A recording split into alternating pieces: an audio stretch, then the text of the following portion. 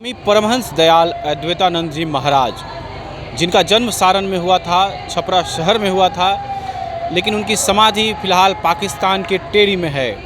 पूरे विश्व में उनके अनुयायी हैं। रामनवमी के दिन उनका प्रकाश पर्व है और इस प्रकाश पर्व के अवसर पे उनके इस जन्मस्थली छपरा में कार्यक्रम है, जहां विज्ञान प्रेमानंद जी महाराज हरियाणा से पहुंचे हैं। महाराज से जानते हैं कि स्वामी अद्वैतानंद जी महाराज जो छपरा शहर से चलते हैं, अपनी आध्यात्मिक यात्रा की वो शुरुआत करते हैं और उस यात्रा में वे पंजाब पहुंचते हैं, उसके बाद पाकिस्तान पहुंचते हैं और वहां पर भी अपने अनुयायियों को बनाते हैं और अंत में वो वहीं समाधि ले लेते हैं। आज भी यह वो क्षेत्र जो है वो एक तीर्थ स्थल के रूप में पाकिस्तान में है, और जहां हर वर्ष लाखों श्रद्धालु भारत से जाते हैं, पूरे विश्व से आते हैं और वहां दर्शन करते हैं। फ़िलहाल महाराज हमारे साथ हैं। जो दादा गुरु महाराज जी जिनको हम लोग कहते हैं, उनका पूरा नाम श्री स्वामी अद्वैतानंद जी महाराज है। और यहाँ दहियावा ब्राह्मण टोली एक जगह है छपरा में, वहाँ पर उनका जन्म स्थान है। और ये वहाँ पर उनका जो जन्म स्थान था, वहाँ पर बड़ा दिव्य भव्य एक छोटा सा मंदिर बना है। वो जगह ढूंढ ली गई जो उनके पिता श्री तुलसीदास जी पाठक के नाम से रजिस्टर्ड थी, तो वो जगह मिल गई, तो वहाँ उनका बड़ा एक दिव्य स्थान बना दिया गया मंदिर के रूप में। तो यहाँ हर वर्ष रामनवमी के दिन, रामनवमी से एक दिन पहले बड़ी एक भव्य यात्रा निकलती है, शोभा यात्रा उनके नाम से। तो वो दहियावा ब्राह्मण टोली से चलती है, राम चौक से, और वो मुख्य बाज़ारों से होते हुए वो यहाँ नारायण पैलेस में आकर उसकी समाप्ति होती है। तो जैसे ही समाप्ति होती है तो फिर उनका जो नित्यनेम है, आरती बेनती छंद स्तोत्र वगैरह गाए जाते हैं। और फिर बड़े दूर दराज से आए हुए जितने भी महापुरुष हैं, वो सत्संग के रूप में, भजनों के रूप में, प्रवचनों के रूप में फिर वो लोग हैं वो सत्संग करते हैं। लगभग 12 बजे तक ये सत्र रात को चलता है यहाँ पे, और सुबह फिर एक सत्र होता है, उसमें भी यही सत्संग प्रवचन वगैरह उनके द्वारा जो बातें कही गई सत्संग के रूप में, प्रवचनों के रूप में। उनके नाम का एक ग्रंथ लिखा गया, सच्चिदानंद प्रकाश, और अद्वैत प्रकाश भी उसको कहा गया। तो उसमें उनके जितने भी सत्संग हैं, क्योंकि वो अपने समय में फ़ारसी, अरबी, अंग्रेजी, हिंदी, उर्दू, ये 5 भाषाएं उनको कंठस्थ थी, और भी हो सकती हैं, लेकिन 5 का तो पता है कि इतना तो सुनने को मिलता है, लिखा हुआ भी मिलता है। उनके जो सत्संग हैं, हम आम लोगों में सत्संग कहते हैं, लेकिन उनका जो वो ग्रंथ है सच्चिदानंद प्रकाश, उसमें इरशाद लिखा गया कि ये इरशाद उन्होंने कहा, इरशाद के रूप में सत्संग हैं उनके। और वो सत्संग इतने गूढ़ हैं, वो भाषा इतनी गूढ़ है कि वो आम आदमी के समझ में नहीं आती है। तो अभी उसका ट्रांसलेट महापुरुषों ने करवाया, किया, तो उसको सरल हिंदी में कुछ कहा, सत्संग उनके समझ में आने लगे हैं। तो उनके जितने भी सत्संग हैं वो सारे ही सत्संग अध्यात्म पर आधारित हैं, अंतस पर आधारित हैं, धर्म पर आधारित हैं, सनातन पर आधारित हैं, और ध्यान जिसको हम लोग कहते हैं, ध्यान पर आधारित हैं। किस जीव को इस संसार में आके क्या करना चाहिए, परमात्मा की प्राप्ति का क्या क्या साधन करना चाहिए, इसके बारे में वो पूरा ग्रंथ लिखा गया है। और जहाँ तक मैंने उसे पढ़ा, तो पढ़ने के बाद कोई ऐसा सूत्र उसमें नहीं है जो रामायण में ना हो, जो गीता में ना हो, जो भागवत में ना हो। लगभग सभी ग्रंथों का सार निचोड़ वो सच्चिदानंद प्रकाश ग्रंथ के अंदर है, और बहुत सारे उसमें सूत्र उन्होंने दिए हैं। बड़े सारे सत्संग बड़े सरल भाव में भी समझाए हैं, छोटे छोटे दृष्टांत देकर भी समझाए हैं। तो 1846 में यहाँ ये सूर्य उदय हुआ आपके इस सारण में, आपके इस दहियावा ब्राह्मण टोली में, आपके इस छपरा में। और यहाँ से सूर्य उदय होता ये इधर बक्सर के जंगलों में अपने पिताजी का घर त्याग किया, और पिताजी के घर के बाद एक और नरहरि प्रसाद थे, उन्होंने उनको पाला, फिर उनका घर भी छोड़ दिया। त्याग की भावना उनमें बहुत थी, वैराग बहुत था। यहाँ आसपास में बक्सर के जंगल हैं, तो बिल्कुल निर्वस्त्र, घर से कुछ लेके ही नहीं चले, सब त्याग दिया। 2-2 घरों की संपत्ति छोड़ के, और अकेले ही थे, कोई बहन नहीं, कोई भाई नहीं, और 2-2 घरों की संपत्ति को छोड़ के वो जो है इधर बक्सर वगैरह के जंगलों में उन्होंने निर्वस्त्र रहकर, दिगंबर रहकर तपस्या की, तप किया, और फिर घूमते हुए वहाँ से 13-14 साल के बाद जयपुर पहुँचे, राजस्थान। तो वहाँ आनंदपुरी जी महाराज एक संत थे, प्राचीन गणेश मंदिर है वहाँ पे लाल डूंगरी में, तो वहाँ उनका निवास था, कुटिया थी छोटी सी। तो वहाँ जब उनके पास पहुँचे तो उन्होंने एक चद्दर उनको दी। उन्होंने कहा कि देखो, आपको कोई फ़र्क नहीं पड़ता है, आप दिगंबर संत हो, लेकिन यहाँ बहन बेटियाँ आती हैं, समाज की मर्यादा है। तो एक चद्दर उन्होंने दी थी कि महाराज आप एक चद्दर ओढ़ लीजिए। तो उन्होंने एक चद्दर, जब तक वो जीवित रहे, लगभग सन 1919 तक, सन 1919 में उन्होंने अपना शरीर का त्याग किया। पाकिस्तान का सीमा प्रांत क्षेत्र है, जिसको आजकल हम लोग खैबर पख्तूनवा डिस्ट्रिक्ट के नाम से जानते हैं। कोहाट उस टाइम उसका वो जनपद था, और उसमें एक गांव था टेरी। वो टेरी में, वहाँ पर उनके कुछ भक्त थे, जयपुर के भक्त थे। और जब वो जयपुर में रहे तो जयपुर के जो राजा थे उस वक्त के, राजा राम सिंह, और खेतड़ी के महाराजा, और भी कई सारे राजा महाराजा जब उनकी चरण शरण में आए, तो कहते हैं कि 19 राजे रजवाड़े उस वक्त होते थे। तो 19 राजाओं ने उनसे नाम दीक्षा ली, उनसे दीक्षित हुए। 19 राजा उनके उस वक्त शिष्य थे। लेकिन जब एक बार यहाँ से वो निकले, छपरा से, ब्राह्मण टोली से, तो दोबारा इधर वो आए ही नहीं। वो तो बहुत बाद में पता लगा कि जब वो इधर जयपुर से घूमते घूमते उधर पहुँचे, जो आजकल पाकिस्तान है, उस वक्त तो सब सारा भारत ही था। तो वहाँ उनके कुछ शिष्य थे जयपुर से, तो वो उन्हें वहाँ लेके गए। तो वहाँ जब सत्संग प्रचार हुआ, तो टेरी के उस क्षेत्र में, कोहाट में, खैबर पख्तूनवा जो एरिया है वो सारा, लक्की मरवत वगैरह, तो वहाँ बहुत सारे उनके अनुयायी हो गए, बहुत सारे शिष्य उनके हो गए। तो वहाँ उन्होंने अंतिम जो श्वास है वो उन्होंने वहीं ली। और अपने समय के वो इतने वाक्सिद्ध थे, कहते हैं कि एक बार स्टेशन पे बड़े फक्कड़ संत तो थे ही, आ रहे थे, तो एक बहुत बड़ा सिंहासन लगा हुआ था। तो उन्होंने देखा, उस सिंहासन पर जाकर बैठ गए। तो वहाँ पुलिस थी, किसी की हिम्मत नहीं हुई वे उनको कुछ कहें। इतने में ट्रेन आ गई, ट्रेन से वायसराय उतरे, उस वक्त कोई अंग्रेज, कोई वायसराय थे, तो वो उनके लिए सिंहासन लगाया गया था बैठने के लिए।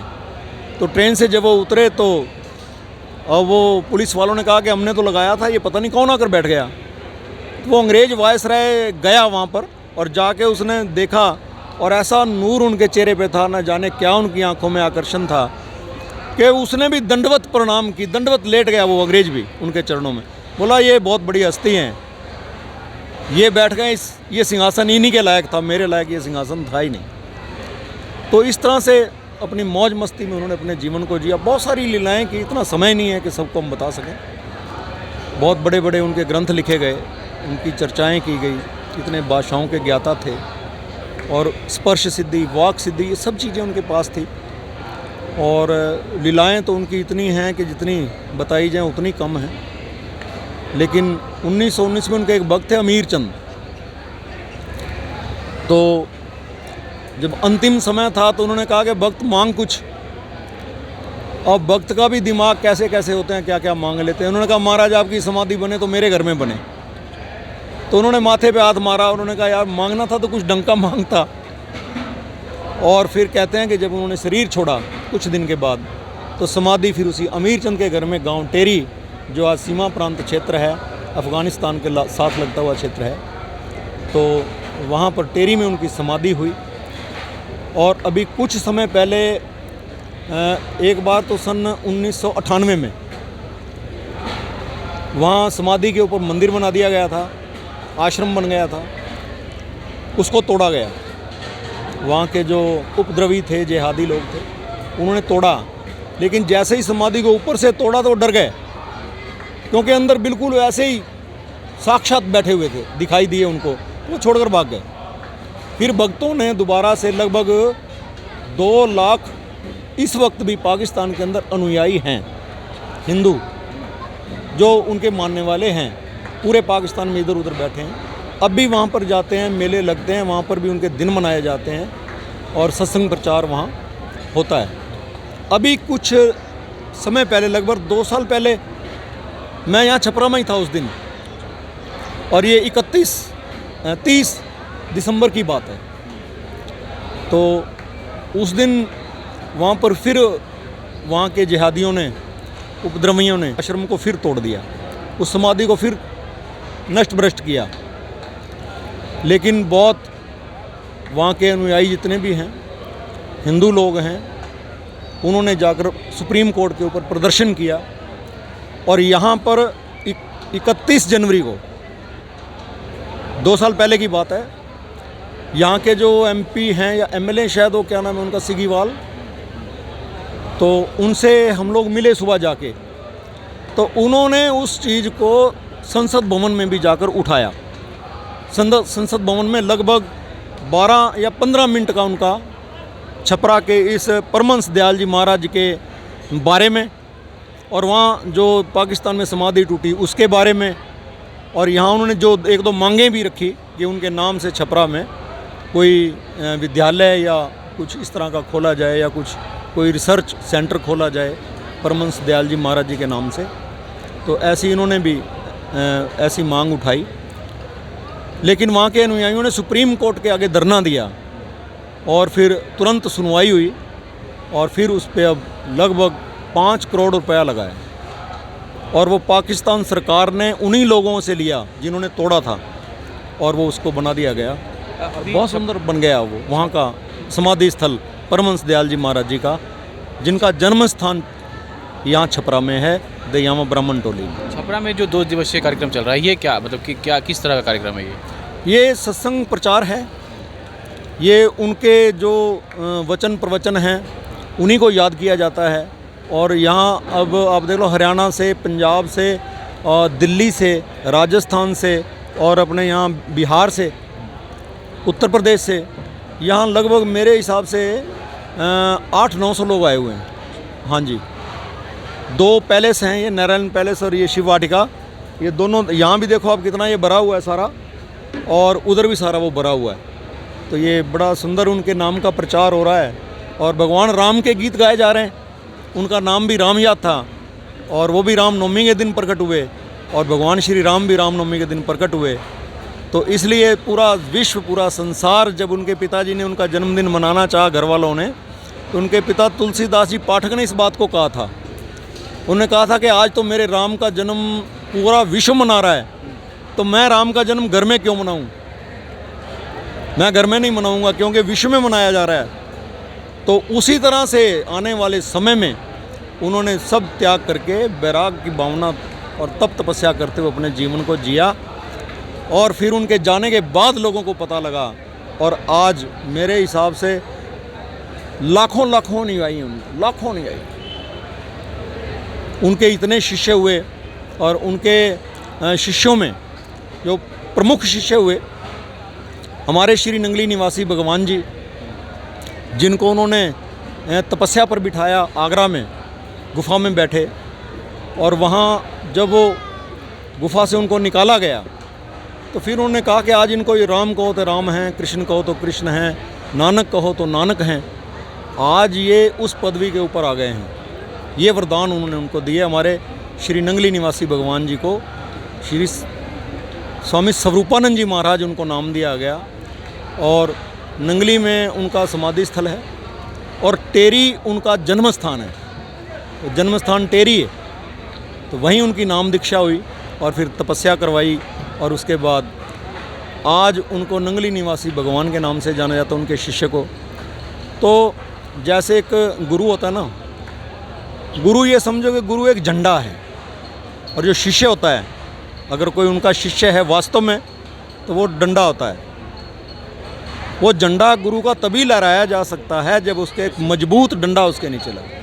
अगर शिष्य मजबूत है, तो वो ऐसा मजबूत शिष्य श्री नंगली निवासी भगवान जी, परम पूज्य परम आदरणीय श्री स्वामी स्वरूपानंद जी महाराज, जिनका नाम से वो मशहूर हुए, आज उनके लाखों अनुयायी हैं, लाखों। तो उन्होंने परमहंस महाराज जी के नाम को पूरे विश्व के अंदर फैलाया। पूरे ये समझो कि कोई ऐसा प्रांत, कोई ऐसा हिंदुस्तान का नहीं है, कोई स्टेट ऐसी नहीं है कि जिसमें परमहंस महाराज जी के नाम लेवा लोग ना हों और आश्रम ना हों। हर स्टेट के अंदर उनके आश्रम मिलेंगे आपको अद्वैत स्वरूप के नाम से। श्री अद्वैत स्वरूप के जहाँ भी लिखा होगा ये समझ लेना कि वो आश्रम स्वामी जी का है, परमहंस दयाल जी का। ये थे विज्ञान प्रेमानंद जी, जो बता रहे थे कि स्वामी परमहंस दयाल जी ने किस तरह से पूरे विश्व को अपने अध्यात्म के ज्ञान से अवगत कराया था। और सारण और ये छपरा शहर जो है, यहीं उनका जन्म हुआ था और यहाँ से निकलकर वे अध्यात्म की दुनिया में निकलते हैं। और पूरे विश्व में आज जो प्रकाश उनके नाम से फैला हुआ है वह कहीं ना कहीं उनके अनुयायियों के लिए काफ़ी मजबूत ऊर्जा का स्रोत है। और इसी ऊर्जा के स्रोत से उनके अनुयायी फ़िलहाल चल रहे हैं। और उनके जो शब्द हैं, उनके द्वारा दी गई जो दिशाएं हैं, उनके बातों पर आज अनुसरण करते हुए इस पूरे अभियान को आगे बढ़ा रहे हैं। सुरभित, छपराटुडे.com। विश्वसनीय खबरों की पहचान छपराटुडे.com। आपका शहर आपके पास।